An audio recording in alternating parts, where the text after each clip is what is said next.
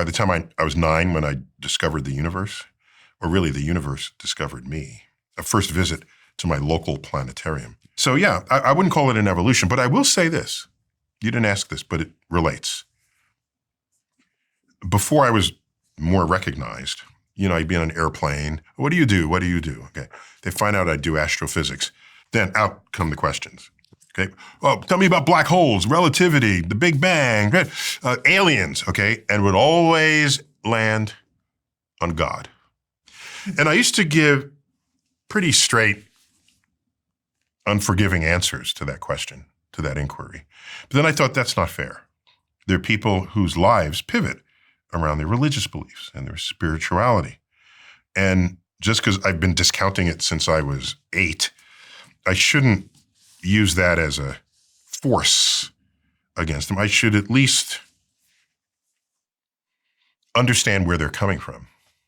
So I systematically acquired religious books of all kinds. So I have the Torah.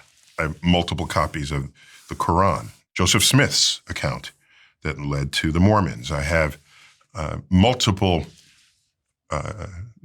bits of literature from Jehovah's Witnesses, because they'll come to your door and they want to hand you. So I acquired all these books and I mostly read them.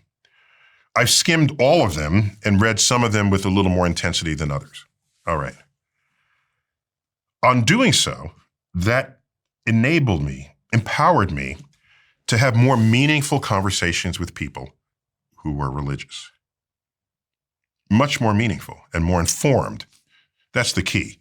I don't want to speak about a religion unless I know as much as I can about it. As an academic, that should be what would be true of any subject.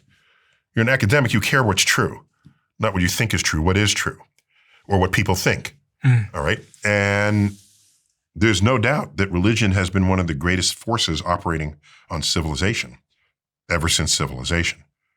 When you look at as a source of people's behavior, what they eat, like I said, who they sleep with, where they sleep, where they worship, who they worship, all around the world, from animistic native peoples, where there's a spirit energy imbued in the mountain, in the brook, in the wind, to the monotheistic religions, to the polytheistic religions.